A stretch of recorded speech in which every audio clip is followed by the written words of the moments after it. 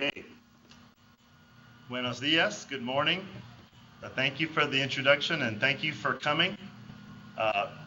It's possible Alejandro mentioned that he and I met during my Fulbright semester in Uruguay, and it was one of the many wonderful aspects of that trip was getting to know Alejandro and beginning a long and fruitful collaboration. And I want to thank the staff of the embassy. I want to thank Education USA, Uruguay, and the Uruguay Fulbright Commission for creating this opportunity for us to speak together and share our perspectives on issues of international law. I particularly want to thank the technical staff in Uruguay and here who I know worked very hard to make this video conference technology work. It's possible next time I should just get on a plane and come down to see you in Montevideo. At least that way I could also go have lunch at Tomasitos, which I miss very much. So my topic today is globalization, specifically globalization as it affects law and legal practice and legal education. And I'm going to speak to introduce the topic for just a few minutes, and then I will switch over to a PowerPoint presentation. And I will talk through the slides, and then we'll have some question and answer at the end. So globalization is, as you know, a complex and multifaceted phenomenon and a controversial one.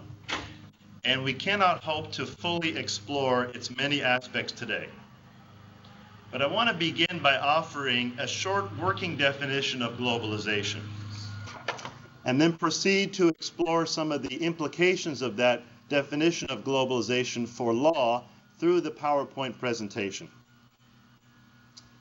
I would say the core of globalization is its effect, the effect of technology on time and space. The effect of technology on time and space.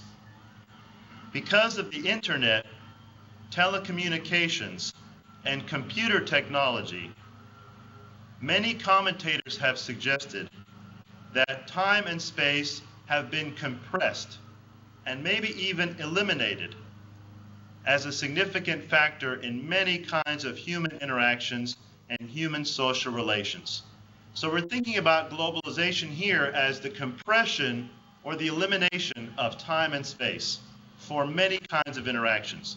This video conference, for example, represents a kind of simultaneous real-time communication which typifies globalization.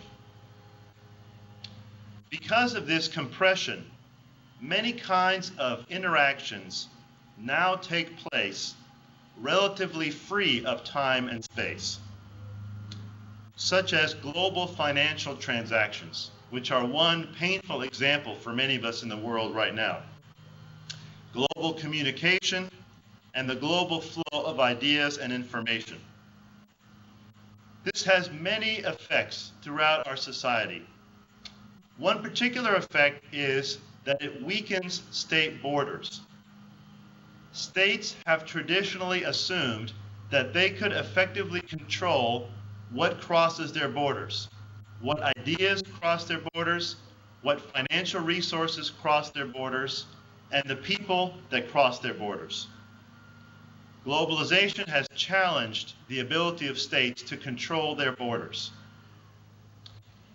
Globalization has also dramatically increased our interconnectedness in many aspects: financial, social, informational, interpersonal, interconnectedness. Because of globalization, we now know more about each other's lives and each other's situations immediately and around the world than we ever could have known before.